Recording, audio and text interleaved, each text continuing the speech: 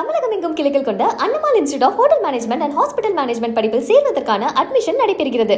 ஈரோட்டில் நகைக்காக முதிய தம்பதியை கொலை செய்யப்பட்ட வழக்கில் 4 பேரை காவல்துறையினர் கைது செய்துள்ள நிலையில் அவர்கள் பிடிபட்டது எப்படி என கோவை சரக ஐஜி செந்தில்குமார் விளக்கமளித்து வருகிறார். அதனை பார்க்கலாம். அந்த சமயங்களில் சிவகிரி காவல்நிலைய எல்லைக்குட்பட்ட உச்சிமேடு பகுதியில் மேகரையான் தோட்டம் அப்படின்னு ஒரு இடத்துல வாய்க்கால் கால்வாயை ஒட்டி தோட்டத்து வீட்டில் தனியாக வசித்து வந்த ராமசாமி பாக்கியம் அப்படின்னு 2 பேர் வயதான தம்பதியர். அவங்கள மர்ம நபர்கள் கொலை செய்து அவங்க வீட்டில் இருந்து சுமார் 10.25 சவரன் தங்க நகைகளை கொள்ளையடிச்சிட்டு போயிட்டதான தகவலின் அடிப்படையில் கடந்த 1ஆம் தேதி 1/5/2025 அப்போ சிவகிரி போலீஸ் ஸ்டேஷனில் கேஸ் ரிஜிஸ்டர் பண்ணியிருந்தோம். இது சம்பந்தமாக விசாரிக்கிறதுக்காக 12 சிறப்பு படைகள் தனிப்படைகள் அமைத்து சிசிடிவி ஃபுட்டேஜஸ் ஆய்வு செய்கிறது, செல்ஃபோன் அனாலிசிஸ் பண்ணுறது, பழங்குற்றவாளிகளை தணிக்கை செய்கிறது, ஜெயில் ரிலீஸில் வந்த குற்றவாளிகளை செக் பண்ணுறது, இது போன பல்வேறு விதங்களில் நடவடிக்கைகள் எடுத்து வந்தோம். அதே போல் இதுபோல் தனியாக இருக்கின்ற பகுதிகளில் பாதுகாப்பை உறுதிப்படுத்தணும் அப்படிங்கிற நோக்கத்தில் கெனால் பீட் அப்படின்னு சொல்லி வாய்க்கால் கரையோரமாக கெனால் பீட்ஸ் அனுப்பினோம், ஆர்ம்டு பீட்ஸ் அனுப்பியிருந்தோம், பட்ரோல்ஸ் அனுப்பியிருந்தோம், வெஹிக்கிள் செக்ஸு பண்ணினோம். அதேபோல் எனுமரேஷன் எடுத்து இதுபோல் எங்கெங்கே வீடுகள் இருக்குது அப்படின்னு எனுமரேஷன் எடுத்து அவங்கள ரெக்வஸ்ட் பண்ணி சிசிடிவி கேமராஸ் போடுறதுக்கான ஏற்பாடும் பண்ணிகிட்டு இருந்தோம். இது ப்ரிவென்டிவ் ஆஸ்பெக்டில் இது ஒரு பக்கம் பண்ண அதே சமயத்தில் கேஸை கண்டுபிடிக்கிறதுக்கான தீவிர முயற்சிகள் மேற்கொண்டதில் எங்களுக்கு கிடைத்த சிசிடிவி ஃபுட்டேஜஸினுடைய அடிப்படையிலையும் பழங்குற்றவாளிகள் முன்னாடி வழக்குகள் இருக்குது அந்த மாதிரி ஆட்களுடைய விவரங்களை கலெக்ட் பண்ணி வெரிஃபை பண்ணதுலையும் அரச்சலூர் பகுதியில் இந்த நிறைய பேர்த்து விசாரித்தோம். இதில் அரச்சலூர் பகுதியிலிருந்து ஆச்சியப்பன், மாதேஸ்வரன், ரமேஷ் அப்படின்னு ஒரு 3 பேரை அதில் விசாரித்தோம். இதில் முதல்ல ஆச்சியப்பன் அப்படிங்கிறவர் பிடிச்சதை விசாரிக்கும் பொழுது இந்த குற்றத்தை தன்னுடைய சக குற்றவாளிகள் மாதேஸ்வரன், ரமேஷோட சேர்ந்து பண்ணதாக அவர் ஒப்புக்கிட்டார். மேற்கொண்டு இவரை விசாரித்ததில் இவர்கிட்ட அந்த இவர் பயன்படுத்தின 2 வீலர், அதே மாதிரி இவர் பயன்படுத்தின வெப்பன், மரக்கட்டை வச்சு அடிச்சிருக்காங்க வெப்பன், அதே மாதிரி இவருடைய கையுறை ஒன்று உள்ளன் கையுறை சம்பவத்துக்காக வாங்கி வச்சு யூஸ் பண்ணது, இதை சீஸ் பண்ணோம். அதே போல் மாதேஸ்வரன் அவரை பிடிச்சி விசாரிக்கும் பொழுது அவரும் இதை ஒத்துக்கிட்டார். இறந்து போன ராமசாமி அவருடைய செல்ஃபோனு இவருடைய பொசிஷன்லேருந்து இவங்க வீட்டிலேருந்து சீஸ் பண்ணியிருக்கிறோம். அதே போல் சம்பவ இடத்துல சில கால் பாத தடங்கள் அதெல்லாம் எடுத்துருக்கிறோம். அதையும் இந்த சந்தேக நபர்களுடைய தடங்களோடு ஒப்பிட்டு பார்க்குறதுக்காக அதை எடுத்து ஃபாரன்சிக்கு அந்த ஃபிங்கர் பிரிண்ட் எக்ஸ்பர்ட்ஸுக்கு அனுப்பி அதை ஒப்பிட்டு பார்ப்பதற்கான நடவடிக்கைகளை நாங்கள் எடுத்துக்கிட்டு இருக்கிறோம். அதே மாதிரி ரமேஷ் அவரையும் கேட்டு பண்ணிக்கிறோம். அவர் இவங்களோட துணையாக இந்த வழக்குக்கு இந்த சம்பவம் நடப்பதற்கு சுமார் ஒரு 10 நாள் மாதிரி முன்னாடி இந்த ஏரியாவை பார்க்க வந்த போதெல்லாம் கூட வந்திருக்கிறதாக அவர் கன்ஃபஸ் பண்ணியிருக்காரு. இந்த 3 பேரையும் கைது பண்ணி நீதிமன்ற காவலுக்கு அனுப்பியிருக்கிறோம்.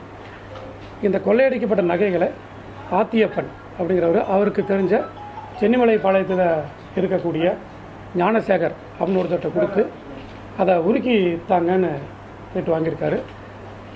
அவர் உருக்கி கொடுத்துருக்காரு, அவரும் அதை கன்ஃபஸ் பண்ணியிருக்காரு. அந்த உருக்கி வீட்டில் ஒளித்து வைக்கப்பட்டிருந்த அதை என்காட்டா இருக்கக்கூடிய நகை சுமார் 82 கிராம் அந்த கட்டி அதையும் ஆத்தியப்பன் வீட்டிலேருந்து சீஸ் பண்ணியிருக்கிறோம். இதை உருக்கி கொடுத்த நபர் ஞானசேகர் அவரையும் கைது பண்ணியிருக்கிறோம். இவங்களை மேற்கொண்டு விசாரிக்கும் பொழுது கடந்த ஆண்டு கடைசியில் அவினாசிபாளையம் காவல் நிலையத்தில் 3 பேர் இதே மாதிரி கொலை செய்யப்பட்டாங்க. தெய்வசிகாமணி, அவருடைய மகன் செந்தில்குமார், அதே மாதிரி அவருடைய மனைவி. இந்த 3 பேர் கொலை செய்யப்பட்டு நகைகள் கொள்ளையடிக்கப்பட்ட சம்பவத்திலையும் அதை தாங்கள் தான் பண்ணதாக சொல்லியிருக்கிறாங்க. அதை வழக்கு சிபிசிஐடி விசாரணையில் இருக்குது. அது தொடர்ந்து வழக்கு விசாரணை நடைபெற்று வருகிறது. இது இல்லாமல் வேறு சில குற்றச்சம்பவங்களையும் இவர்கள் தாங்கள் செஞ்சதாக சொல்லியிருக்கிறாங்க வெவ்வேறு பகுதிகளில். அதை பற்றியும் தீவிரமாக விசாரணை பண்ணிகிட்ருக்கிறோம். அதில் மேற்கொண்டு கிடைக்கக்கூடிய ஆதாரங்கள் சாட்சிகளுடைய அடிப்படையில் மேல் நடவடிக்கை எடுப்போம். இப்போதைக்கு இவர்கள் சிவகிரி வழக்கில் கைது செய்யப்பட்டிருக்காங்க. இதில் சம்மந்தப்பட்ட நகை, திருடி எடுத்து போய் உருக்கப்பட்ட நகை, பயன்படுத்தப்பட்ட ஆயுதம், பயன்படுத்தப்பட்ட டூ வீலர், அது இல்லாமல் இறந்து போனவருடைய செல்ஃபோன், இது எல்லாமே இவங்க சீஸ் பண்ணப்பட்டிருக்குது. மேற்கொண்டு தொடர்ந்து நாங்கள் விசாரணை. இதுவரைக்கும் விசாரத்தில் இவங்க 3 பேர் தான் ஒரே இதாக செயல்பட்டு வராங்க. 3 பேருமே பழங்குற்றவாளிகள் ஒன்றா இருந்தவங்க. இதுக்கு முன்னாடி 2015ஆம் ஆண்டில் ஒரு 5 வழக்குகள் இவங்களுக்கு இருக்குது. ப்ராப்பர்ட்டி அஃபென்ஸ், சொத்து வழக்குகள். அந்த 5 வழக்குகளையும் விடுதலை ஆயிடுச்சு. அதன் பிறகு இவர்கள் மேல் ஸ்பெசிஃபிக்கான வழக்குகள் இல்லை. இப்போ சொல்லியிருக்கிறாங்க, அதை பற்றி விசாரித்து மேற்கொண்டு முடியும்.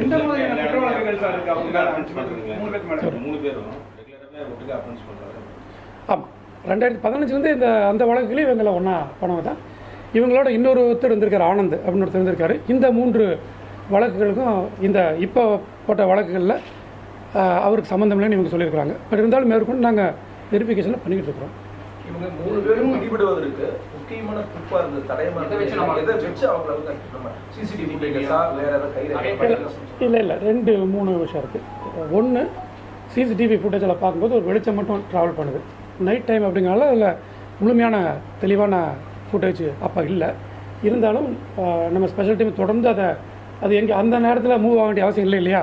அதனால் அதை வைத்து எங்கெங்கே மூவ் ஆகுதுங்கிறத ஃபாலோ பண்ணும்பொழுது இது அந்த மூமெண்ட்டு பழைய பாளையம் பக்கம் வரைக்கும் எங்களால் தொடர்ந்து கொஞ்சம் கொஞ்சமாக எடுத்து வர வைக்க முடியுது.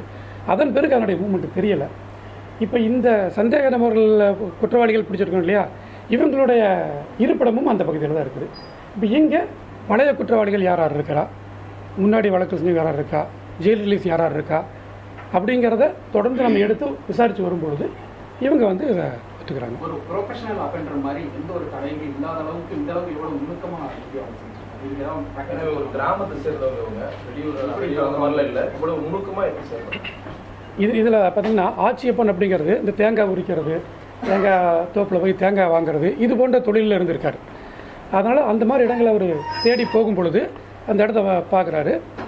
அங்கே தனியாக இருக்கிறாங்க, வயசானவங்க தனியாக இருக்கிறாங்க, வீடு தனியாக இருக்குது அப்படிங்கிறது அவருக்கு தெரிய வருது. ஸோ இங்கே நம்ம அஃபென்ஸ் பண்ணால் தெரியாதுன்னு அவர் நினைக்கிறார். இது தான் அவங்களுடைய இதுபடி தெரிய வர்றது நமக்கு. சார், இந்த சிவகிரி பகுதியில் செக் போஸ்ட் தான் அமைக்கிறது. ஏன்னா தொடர்ந்து இந்த மாதிரி கிராமத்தில் பயத்திலே இருக்காங்க. அந்த பகுதியில் தான் நிரந்தரமாக டவுன்லேயே இருக்க மாதிரி செக் போஸ்ட்டை தான் இந்த ஒரு சில ஒரு 2 இடத்துல ஒரு இடத்துல அமைக்கிறாங்க. இல்லை, இப்போ அதை ஸ்டடி பண்ணுவோம். ஏன்னா இது ப்ரிவென்ஷனுக்காக நான் ஏற்கனவே உங்கள்கிட்ட சொன்னேன். முன்னாடி ஒரு 10 கெனால் பீட் அனுப்பியிருந்தாங்கன்னா இப்போ இந்த சமீப காலங்களில் 26 கெனால் பீட்ஸு அது ஆர்மோட மூவ் பண்ணுறாங்க. அந்த தோட்டத்து வீடுகள், பண்ணை வீடுகளில் போலீஸ் போய் அவங்ககிட்ட பேசுகிறாங்க, தகவலை பரிமாறிக்கிறாங்க. நம்பர்ஸ் கொடுத்துருக்குறோம், எங்கள் நம்பர்ஸ் கொடுத்துருக்குறோம், அவங்க நம்பர்ஸ் வாங்கிட்டு வந்துருக்குறோம். எந்த தகவலாக இருந்தாலும் பேசுங்க அப்படின்றதையும் சொல்லியிருக்கிறோம். எந்த சிறிய தகவலாக இருந்தாலும் உடனே செக்அப் பண்ணோம். இந்த சமீபத்தில் கூட சில தகவல் வந்து உடனே போலீஸ் பண்ணது நீங்களும் பார்த்துருப்பீங்க. அது மாதிரி பண்ணிட்டு இருக்கோம். ஒரு செக் போஸ்ட் போடுறதுடைய தேவையை பார்த்து இருந்துன்னா அதுக்குரிய ஒரு நடவடிக்கை பார்த்துட்டு பண்ணோம்.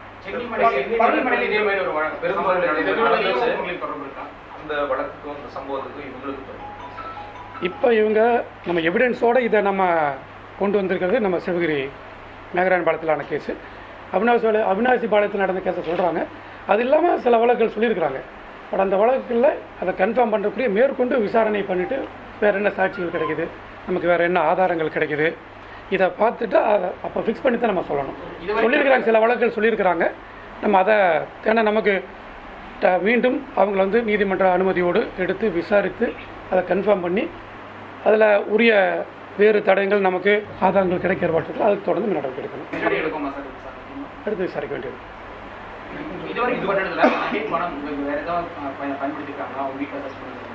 இல்லை, இப்போதைக்கு இது அவன் கையில் வச்சிருந்து இதை தான் பண்ணியிருக்கிறோம். பட் இவங்க வழக்கில் சம்மந்தப்பட்டு சொல்கிறது அதை கொண்டு விசாரிக்க டைம் தேவைப்படும். விசாரிச்சுட்டு வேறு அந்த வழக்கில் எப்படி பண்ணாங்க, என்ன அதுக்கு என்ன நமக்கு என்ன ஆதாரங்கள் கிடைக்கிது, இதை பார்த்துட்டு அதை அப்புறம் முடிவெடுக்க முடியும். இப்போதைக்கு இந்த தான் நம்ம சீஸ் பண்ணிக்கிறது. இந்த வழக்கில் உரிய வெப்பன், இந்த வழக்கில் பயன்படுத்தப்பட்ட வாகனங்கள், இந்த வழக்கில் சம்மந்தப்பட்ட இறந்து போனவருடைய நகை இன்கார்ட்டாக எடுத்துருக்குது. அதே மாதிரி இந்த செல்ஃபோனை சீஸ் பண்ணிக்கிறது.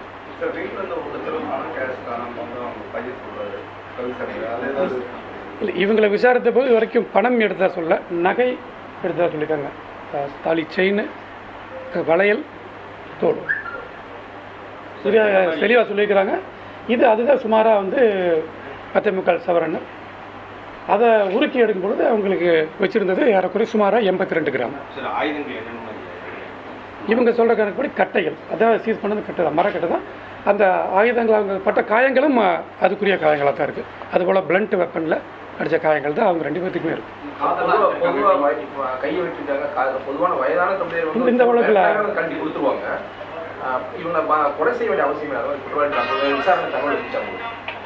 விசாரிக்கும் பொழுது என்ன சொல்கிறாங்கன்னா, இறந்து போயிட்டா வந்து இவருக்கு அவங்க சொல்ல முடியாது இல்லையா, அடையாளம் சொல்ல முடியாது இல்லையா, அதனால் பண்ணதாக சொல்கிறாங்க.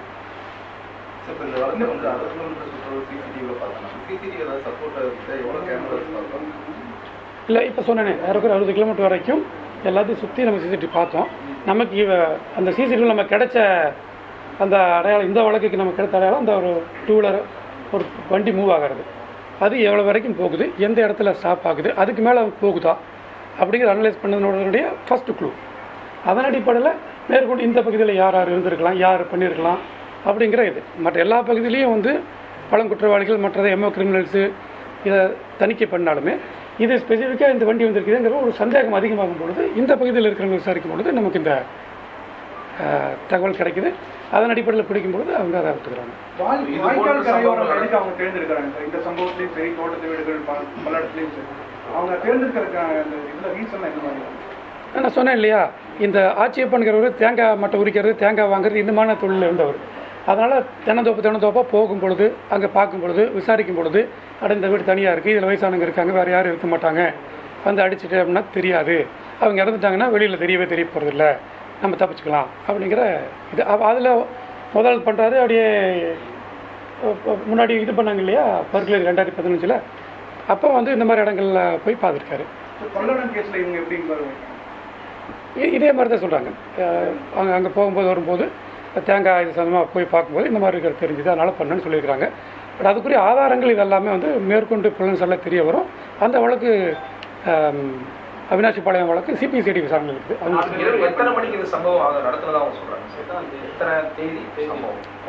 இவங்க என்ன சொல்கிறாங்க, நம்மளுடைய விசாரணைப்படியும் இவங்க சொல்கிறது படியுமே 28ஆம் தேதி நைட்டு ஒரு 10:30 மணிக்கு மேலே அங்கே போயிடுறாங்க.